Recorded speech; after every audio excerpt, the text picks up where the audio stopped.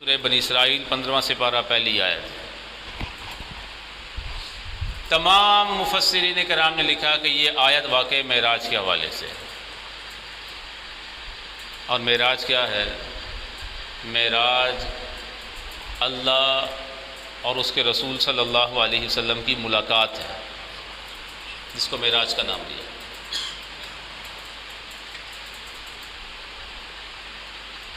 قرآن اور صحیح احادیث کی روشنی میں واقعہ معراج کے حوالے سے ہمارا ایمان یہ ہونا چاہیے کہ اللہ رب العالمین نے اپنے حبیب صلی اللہ علیہ وسلم کو بلوایا، دکھایا نہیں۔ دکھانا کچھ اور ہے، بلانا کچھ اور ہے۔ دکھانے کو تو اللہ رب العالمین کہیں بھی کسی بھی جگہ سے کچھ بھی دکھا دے، اللہ کے اختیار میں ہے۔ جیسے ایک بار یہودیوں کی طرف سے سوال ہوا کہ آپ کہتے ہیں کہ میرے پاس وحی آتی ہے امتحان لینے کے لیے، آزمانے کے لیے، کہ بتائیں بیت المقدس کی عمارت کیسی ہے۔ انہیں اس بات کا یقین تھا کہ پیغمبر دو عالم صلی اللہ علیہ وآلہ وسلم یا مکہ میں رہے یا مدینہ میں رہے، شام کے سفر کیے، بیت المقدس نہیں دیکھا، وہاں کبھی تشریف لے کے نہیں گئے۔ چونکہ دیکھا نہیں ہے تو جانتے بھی نہیں ہوں گے۔ کہنے لگے اچھا بتائیں کہ بیت المقدس کی عمارت کی کیفیت کیا ہے، اس کی دروازے کھڑکیاں کیسی ہیں۔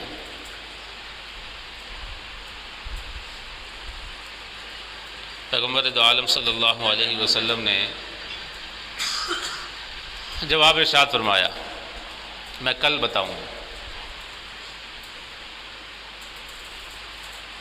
یہ بھی پھر بات انشاءاللہ کسی وقت بیان کریں گے اس کو تفصیل سے، کہ پیغمبر دو عالم صلی اللہ علیہ وسلم نے ان کے سوال کے جواب میں یہ ارشاد فرمایا کہ میں کل بتاؤں گا۔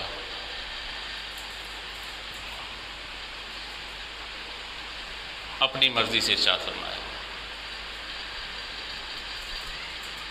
کل کا کہا، ایک دن، کئی دن تک وحی نہیں آئی۔ حالانکہ پیغمبر دو عالم صلی اللہ علیہ وسلم، مفسرین نے لکھا کہ رسول اللہ صلی اللہ علیہ وسلم نے جو یہ جواب دیا نا یہودیوں کو کہ میں کل بتاؤں گا، اس کا مطلب یہ نہیں تھا کہ میں خود سے کل بتا دوں گا، مطلب یہ تھا کہ کل تک اللہ کی طرف سے پیغام آ جائے گا، میں وہ بات بتا دوں گا۔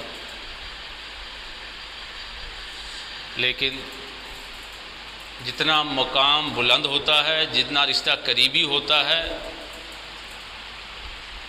اتنے ہی سوال جواب بھی زیادہ ہوتے ہیں۔ ہمسائے سے تو کوئی نہیں پوچھے گا نا کس وقت آئے، اپنی اولاد سے، اپنے بھائی سے، اپنے شوہر سے یہ سوال ہوگا، کہاں تھے، کب آئے، کدھر تھے، کیا کر رہے تھے، کیوں لیٹ آئے، اسی کے رشتہ ہے۔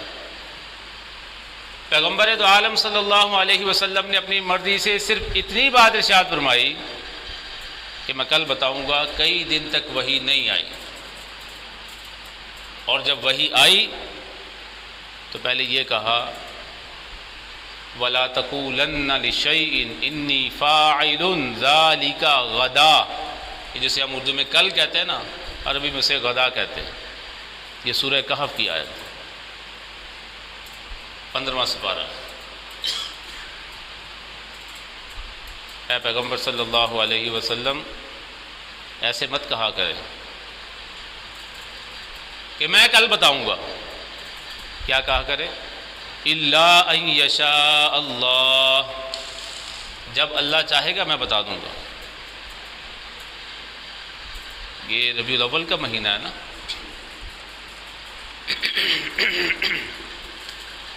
تو پیغمبر دو عالم صلی اللہ علیہ وسلم کی ذات کا صحیح تعارف بھی تو ہونا چاہیے نہیں، صرف واہ بات تو نہیں کرنی، سمجھنا ہے۔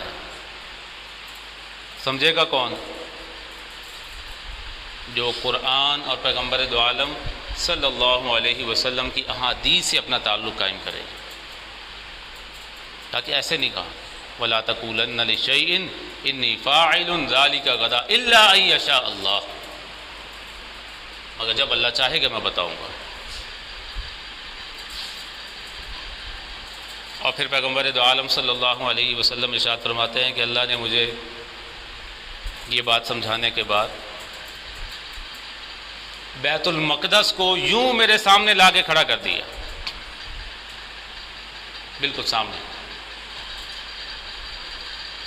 سوال کرتے پیغمبر دو عالم صلی اللہ علیہ وسلم دیکھتے اور دیکھ کے جواب دے دیتے۔ یہ اللہ کا اختیار ہے، یہ اللہ کی قدرت ہے۔ اللہ کے لیے تو کوئی مسئلہ نہیں ہے کہ وہ کہیں بھی کبھی بھی کسی کو کچھ بھی دکھا دے۔ تو واقعہ معراج کے حوالے سے کچھ لوگ ایسے ہیں جو یہ کہتے ہیں کہ پیغمبر دو عالم صلی اللہ علیہ وسلم کا جو معراج ہے یہ جسمانی نہیں ہے، یہ صرف روحانی ہے۔ اگر واقعہ معراج صرف روحانی ہو تو پھر کمال کیا ہے؟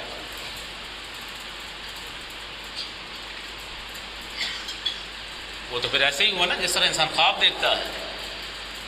تو ہم میں سے کوئی بھی کبھی خواب دیکھتا ہے، وہ دیکھ رہا ہوتا ہے، ہوتا اپنے بستر پہ ہے، اپنے گھر پہ ہے، اور دیکھتا ہے کہ میں وہ ہزاروں کلومیٹر دور ہوں، وہ کام کر رہا ہوں، ملاقات کر رہا ہوں، باتیں کر رہا ہوں۔ فرق کیا ہوا پھر؟ اگر معراج صرف یہ ہو کہ پیغمبر دو عالم صلی اللہ علیہ وسلم کو اللہ رب العالمین نے اپنی قدرت کے مظاہر، نشانیاں دکھائیں روحانی طور پر صرف، تو پھر تو یہ کوئی کمال نہیں بنتا۔ اسی مفسرین کرام نے لکھا کہ اللہ رب العالمین نے پیغمبر دو عالم صلی اللہ علیہ وسلم کو جو واقعہ معراج میں اپنے پاس بلوایا، ملاقات کی، گفتگو کی، وہ روحانی نہیں تھا، روحانی جسمانی دونوں تھا۔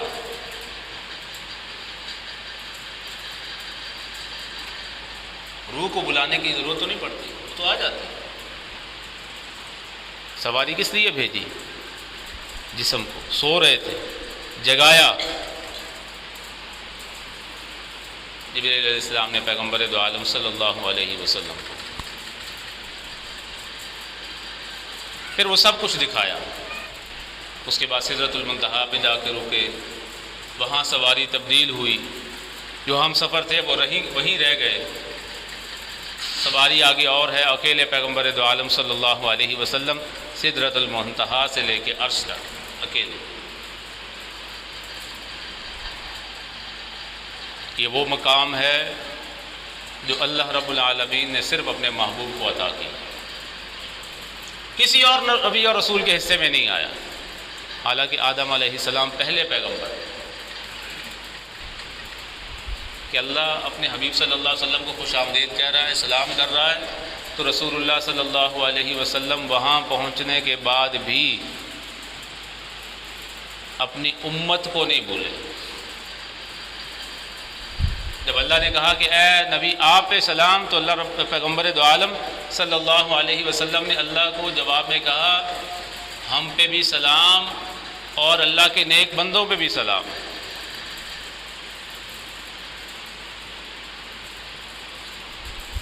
کہ پیغمبر دو عالم صلی اللہ علیہ وسلم کی ذات اقدس، اتنا بلند مقام اللہ رب العالمین نے عطا فرمایا۔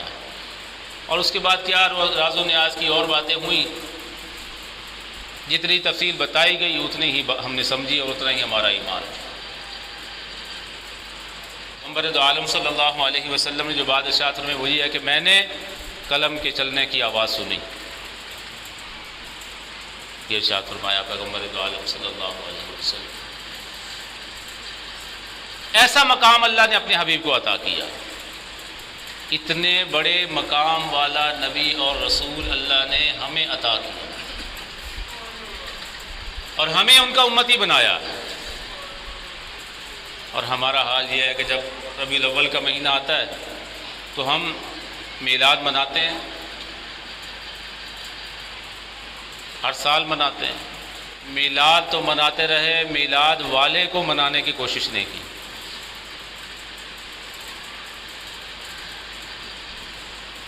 جس کا میلاد ہے، جس ذات کا ہے، جن کا میلاد ہے، جن کے آنے کی خوشی منائی جا رہی ہے، ان کو منانے کی بھی کبھی کوشش کی؟ میلاد منانے کے لیے گلیاں سجا لی، لائٹیں لگا لی، لگائیں، لیکن یہ کرنے سے پہلے جس کا میلاد منا رہے ہیں مجھ سے تو پوچھ لیں کہ کیا مجھے اجازت ہے یہ کام کرنے کی؟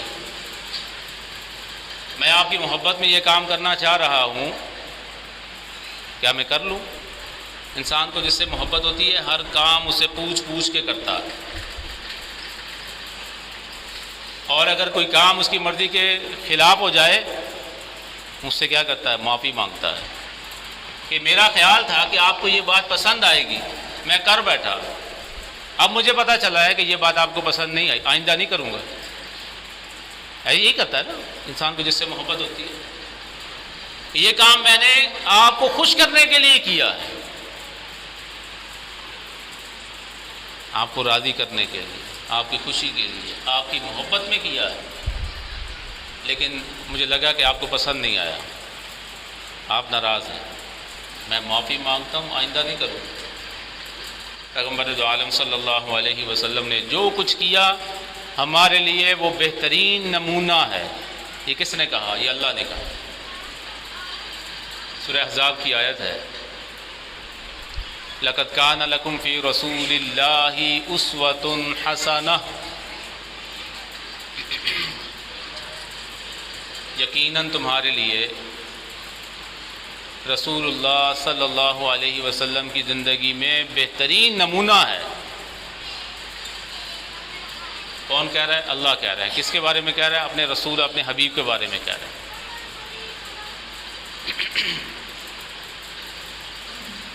بہترین نمونہ ہے تمہارے لیے۔ اب سمجھدار انسان کون؟ جو ایک کان سے سن کے دوسرے سے نکال دے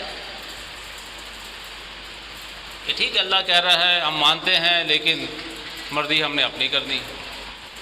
رسول اللہ کی محبت میں ہم جو کام کریں گے وہ کام بھی ایسے ہونے چاہیے کہ رسول اللہ کو بھی پسند آئے۔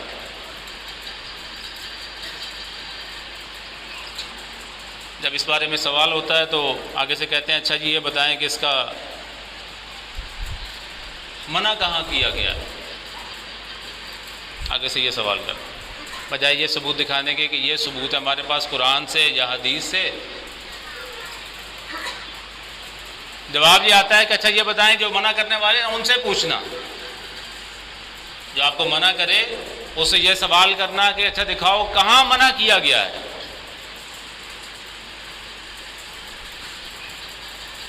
اگر میلاد منانا اس طرح سے منانا جیسے ہمارے ہاں منایا جاتا ہے، یہ ایک عبادت ہے، تو عبادت کا طریقہ ہوگا کہاں ہے؟ اسلام میں جتنی عبادات ہیں وہ فرض ہوں یا فرض کفایہ ہوں، وہ سنتیں ہوں، مستحبات ہوں، وہ واجبات ہوں، ساروں کا طریقہ بیان کرتی ہے۔ یہاں تک کہ پیغمبر دو عالم صلی اللہ علیہ وسلم نے ہمیں سونے جاگنے کا طریقہ سمجھایا، ہمیں کھانے پینے کا طریقہ سمجھایا، میل جول کا طریقہ سمجھایا، معیشت اور معاشرت سمجھائے، اخلاق اور آداب سکھائے۔ صحابہ کرام رضوان اللہ تعالی علیہم اجمعین بیان فرماتے ہیں کہ رسول اللہ صلی اللہ علیہ وسلم ہمیں اتنا سمجھایا کرتے تھے کہ یہاں تک کہ ہمیں بال بنانے کا طریقہ اور جوتا پہننے کا طریقہ بھی سمجھایا کرتے تھے، حتی التنعل والترجل، حدیث کے الفاظ۔ جوتا کیسے پہننا ہے یہ بھی بتاتے تھے، بال کیسے بنانے ہیں یہ بھی سمجھاتے تھے۔ یہ کوئی عبادت تو نہیں ہے نا، لیکن بتایا پیغمبر دو عالم صلی اللہ علیہ وسلم۔ اب جس طرح سے ہم ربیع الاول کا مہینہ مناتے ہیں، اگر یہ عبادت ہے تو پھر اس عبادت کا طریقہ رسول اللہ سے پوچھ لو، حدیث میں کیا ملتا ہے؟ پیغمبر دو عالم صلی اللہ علیہ وسلم ہر مہینے پیر کے دن روزہ رکھتے ہیں۔ پیر کے دن روزہ رکھ رہے ہیں، اور یہ بات ہم تک کیسے پہنچی؟ صحابہ کرام نے پوچھا، اللہ کے رسول آپ پیر کے دن روزہ رکھتے ہیں؟ پیغمبر دو عالم صلی اللہ علیہ وسلم نے ارشاد فرمایا، ہاں میں پیر کے دن روزہ رکھتا ہوں اس لیے کہ اس دن میں پیدا ہوا۔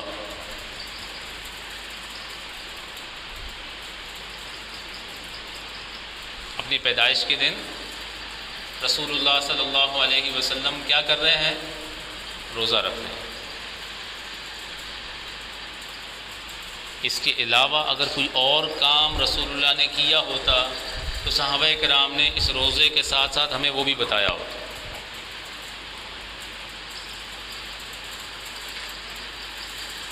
کتنے سال؟ 23 سال۔ 13 سال مکہ میں، 10 سال مدینہ میں۔ رسول اللہ صلی اللہ علیہ وسلم روزہ رکھ رہے ہیں پیر کے دن اس لیے کہ پیر کے دن میں پیدا ہوں۔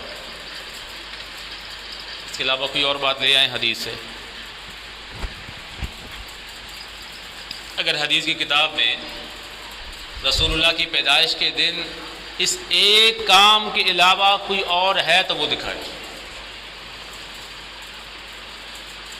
اب یہ بتائیں کہ جس دن، جیسے اب یہ 12 ربیع الاول کا دن آنے والا ہے، کتنے لوگ روزہ رکھتے ہیں یا کتنے لوگوں کو روزہ رکھنے کی تلقین کی جاتی ہے؟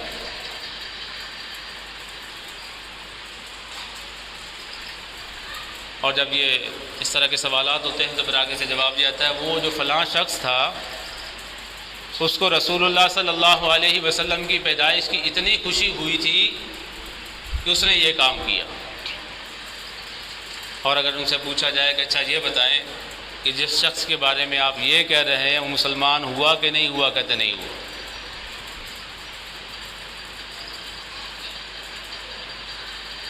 اور بیان کرتے ہیں کہ جب یہ خبر ملی ہمارے خاندان میں میرے بھائی کے ہاں اولاد ہوئی ہے، تو جس باندی نے آ کے خبر دی اس سے اشارہ کیا کہ تم آزاد ہو، تم آزاد ہو۔ کہتے ہیں کہ اس کو بھی اتنی خوشی تھی کہ اس نے باندی کو آزاد کر دیا، اور اللہ نے اس کے اس عمل کی وجہ سے اس کے پورے وجود کو عذاب دیا، اس انگلی کو نہیں دیا۔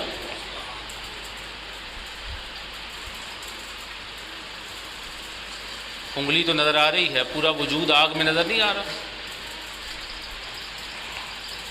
پورا وجود جہنم کی آگ میں جل رہا ہے، انگلی نہیں جل رہی۔ پورا وجود کیوں جل رہا ہے؟ اس لیے کہ ایمان نہیں لایا۔ مطلب کیا ہوا؟ نجات اور کامیابی حقیقی معنوں میں رسول اللہ صلی اللہ علیہ وآلہ وسلم پر ایمان لانے میں ہے، دعوے کرنے میں نہیں۔ اور ایمان لانا کیسا ہے؟ جو سن لے اس پر عمل کرنے کے لیے تیار ہو جائے، اس کو مان لے۔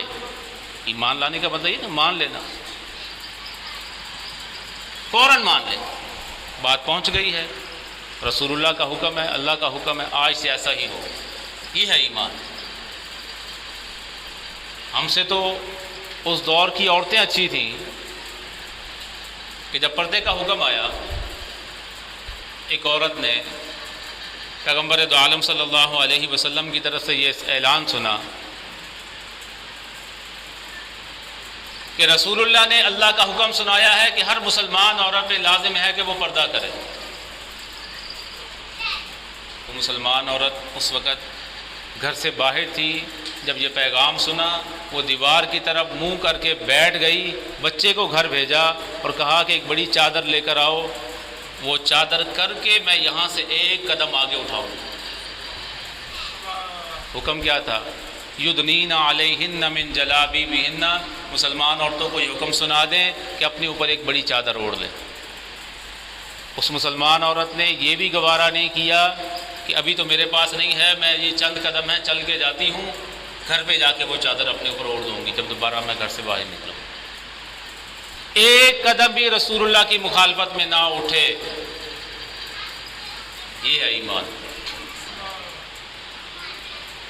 قرآن نے بیان کی ہے سورہ احزاب کی آیت، لَقَدْ كَانَ لَكُمْ فِي رَسُولِ اللَّهِ، ہمارے لیے یقیناً رسول اللہ صلی اللہ علیہ وآلہ وسلم کی زندگی میں بہترین نمونہ ہے۔